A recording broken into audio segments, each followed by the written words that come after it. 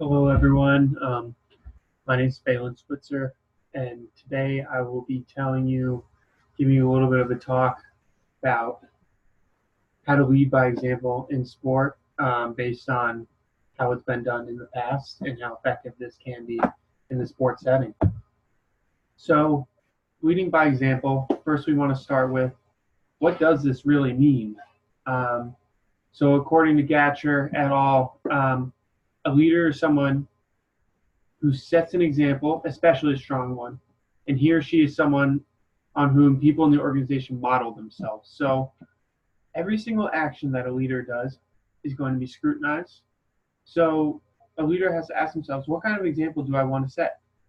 Um, Now, they have to ask themselves this question without their own ego in mind, without their own goals in mind. They're not focused on what their actions are going to be look like as far as their own legacy, and advancement towards their own goals. It is simply focused on their team and how their team members will respond. So, what kind of example do they want to set? So, typically, they want to set a good one and they want to motivate those who work below them. So, how I interpret leading by example is my actions should inspire and motivate others to work tirelessly toward organizational goals in order for everyone to go exactly where they intend.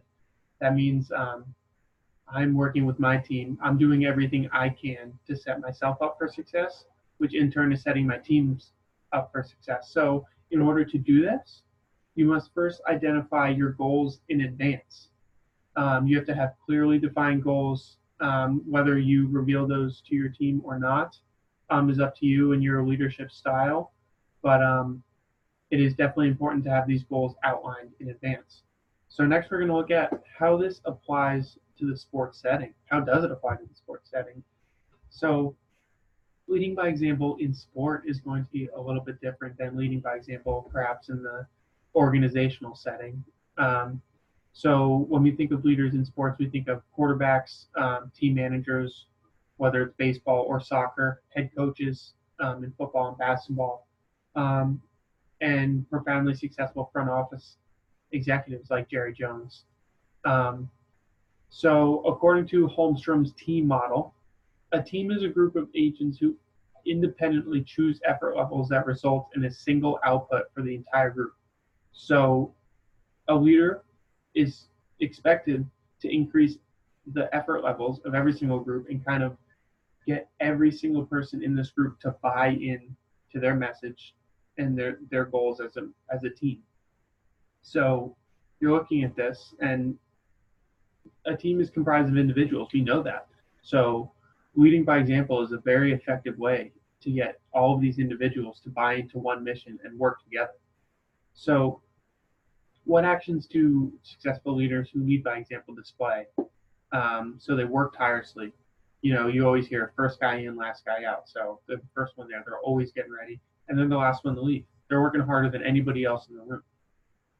They're always putting their team first, so they're thinking selflessly. As I explained earlier, they're not concerned about their legacy or their ego. They're concerned about their team and where they want to go. They're always staying out of the spotlight, staying out of trouble. So you're not going to want to follow someone and follow the example someone sets if they're always getting into trouble off the field or outside of the locker room, and they're always kind of in the spotlight, in the limelight, in a negative fashion.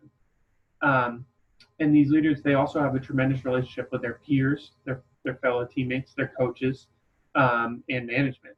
Um, so these guys, they lead by example. So they're always working hard. They they are someone who everyone else is looking up to at all times, and they want to emulate their behavior. So how do these actions affect an organization? And we can kind of look at this through three tremendously successful leaders. So Derek Jeter is the first one. He played for the Yankees for over 15 years, maybe 20 years. I'm not exactly sure, but I'm a Yankees fan myself, and it was tremendous watching Derek Jeter every single week. He's a grinder. He works hard, um, and he's going to be in the Hall of Fame because of it. And he won, I believe, 4 World Series with the Yankees, and that's partly because he was the captain for over 15 years. He was the guy who everyone wanted to model their game after. The next is going to be Greg Popovich. He won 4 championships with the Spurs. He's been tremendously successful in the NBA for the past 2 decades, through a time where you would expect him to have a few down years. He just never did.